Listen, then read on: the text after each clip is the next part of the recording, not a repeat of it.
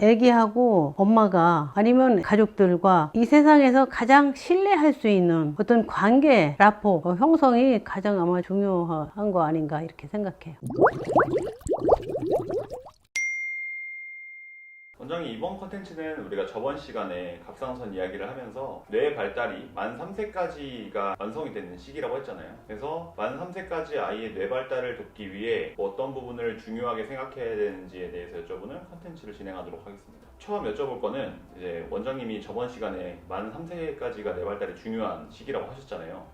그래서 왜 만 3세까지가 뇌 발달이 중요한지 그걸 좀 여쭤보고 싶습니다. 애기들은 나이가 어릴수록 뇌세포가 활발하게 형성이 되는 시기고, 자라서 가장 뇌가 빨리 자라는 시기는 이제 태어나서 바로잖아요. 근데 뇌는 3세 안에 성인만큼 다 자라요. 그래서 이 3세라는 게 굉장히 중요해요. 그래서 이 3세 안에 먹는 거, 영양 상태가 상당히 중요하고, 두 번째는 애기한테 오는 그 교감 상태 있죠. 애기가 태어나자마자 왜 아기를 바로 엄마 가슴에다가 얼른 갖다 주잖아요. 그때 벌써 교감 시작이요. 그것도 그렇고, 너무 작게 태어난 애기들 엄마 가슴을 열고 애기를 거기다가 살을 갖다 맞대주는 거, 그걸 칸가루 케어라고 그러는데, 그게 애기한테 그 교감을 받고 훨씬 잘 자란대요. 근데 이제 우리나라는 다행히 애기 태어나면 앉는 건 기본이고 등에다 없잖아요. 앞에다도 없고. 이거는 진짜 애기가 자라는데 상당히 긍정적인 역할을 하거든요. 그래서 우리가 이제 예를 들면 아이가 이제 잘 자란 애기랑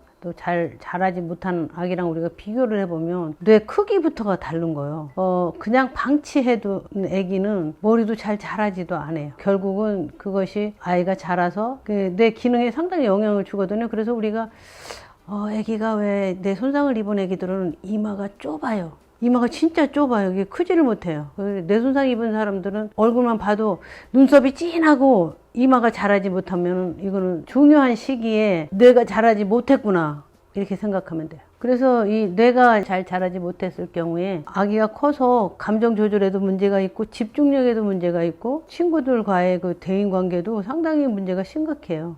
그래서 정상적인 자극을 받고 태어난다는 거는 아기가 그냥 낳기만 해서 되는 거는 아니고, 교감, 그게 이제 뭐 자극, 서로 대화. 아기가 대답 안 한다고 말을 안 하고 조용하게 키우면 안 좋아요. 특히 이제 엄마가 바쁘시고 또 아기를 키우는 분이 이제 뭐 할머니가 그냥 잠만 재우고 아무 자극을 안 준다면 아이가 커서 심각하게 그 뇌 발달하는 그 시기를 많이 놓친다고 생각해야 돼요. 그래서 이제 왜 옛날에는 아기가 막 순하다 그러잖아요. 그저 그냥 먹고 또 자고, 이것이 좋은 것이 아니라는 거죠. 그래서 아기는 자고 먹는 거 중요하지만 아기가 먹을 때도 엄마의 자극이 필요하고, 우리 아기 진짜 잘 먹는구나, 이 말이 아무것도 아닌 것 같은데 아기가 못 알아들을 것 같죠? 다 알아들어요. 뜻이 뭔가는 나중에 느끼더라도 아기가 다 그거를 이해한다고 생각하고, 아기들과 정상 대화하듯이 아기가 이제 응가하잖아요. 그럼 우리 아기 응가했네, 이제 시원하겠구나, 뭐 이제 이렇게 아주 말을 잘하는 아기처럼 이렇게 대해주는 게 아주 중요한 그 자극이 되죠. 그럼 원장님, 이게 만 3세까지 성인의 뇌 사이즈로 큰다고 하면 그 이후에는 사실상 그 시기를 놓치는 거잖아요.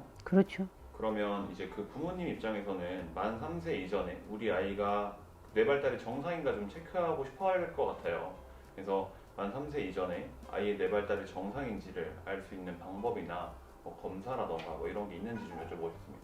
우리 아기가 뇌가 발달 잘 되고 있구나 하는 거는 일단 가장 기본적인 것이 머리를 이제 재는 거죠. 어떻게 재는가 하면 눈썹, 이 눈썹에서 뒷꼭지 제일 나온 부분까지 줄자로 재면 돼요. 그렇게 잰 그 머리 둘레가 이제 하루가 더 지나갈수록 그 사이즈가 변화가 와야 돼요. 전혀 머리 사이즈가 크지 않는다, 이건 객관적인 증거거든요. 물론 이제 애기가 너무 빨리 머리가 큰다는 거는 또 위험할 수도 있죠. 왜? 머리에 뭐 수두증이 있다 그러면 뭐 계속 크잖아요. 이제 또 아니면 특별한 그 대사질환, 머리가 큰 대사질환이 있으면 너무 빨리 커버려서 깜짝 놀랄 정도로 크는, 이거는 아니지만 애기들은 매일 머리 둘레가 자라야 된다. 그러면 이건 개인적인 질문인데, 요즘 아이들 보면은 헬멧 씌우잖아요.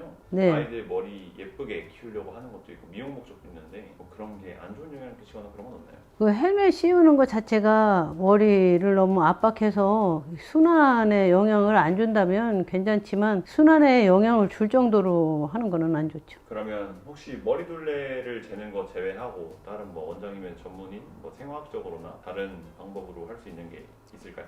그럼요. 뇌가 발달하려면 이제 감각하고 연관되니까 잘 듣는지 잘 보는지, 그리고 아기를 만졌을 때 피부나 이런 어떤 감각에 대해서 반응을 하는지, 이거는 상당히 중요한 거죠. 원장님도 이제 어머니로서 그래서 이 시기 때 원장님이 다시 아이가 생겨서 만 3세까지 아이를 키운다고 하면 뇌 발달을 위해서 어떤 노력들을 할 수 있는지 꿀팁들이 있을까요? 제일 중요한 것은 가능한 한이면 모유를 먹이는 게 가장 좋죠. 물론 엄마가 잘 먹어야 돼요. 엄마가 뭐 끼니를 막 거른다든지 이러지 않고 오히려 자주 먹으면서 아기한테 모유를 준다는 것은 가장 중요한 자연식품을 아기한테 큰 선물을 주는 거죠. 그게 가장 이제 중요하고, 두 번째는 이제 엄마가 일하는 분이 요즘은 많잖아요. 그렇지만 엄마가 일을 하더라도 모든 가족들이 다 같이 참여해서 아기를 안아주고 아기한테 다 말하고 또 기저귀도 갈아주고, 기저귀도 그냥 갈아주는 게 아니고 기저귀를 갈아서 기분이 좋겠구나 하는 이런 감정을 서로 나누어 가질 수 있도록 이렇게 키우는 것이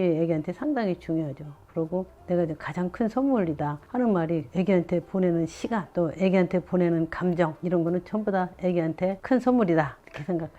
이제 애기를 이제 만 3세까지 이제 아이를 키우면서 궁금한 점이 있다든지 아니면 걱정되는 점이 있을 경우에는 댓글로 좀 달아주시면 그거에 대해서 제 경험을 말씀드리겠습니다.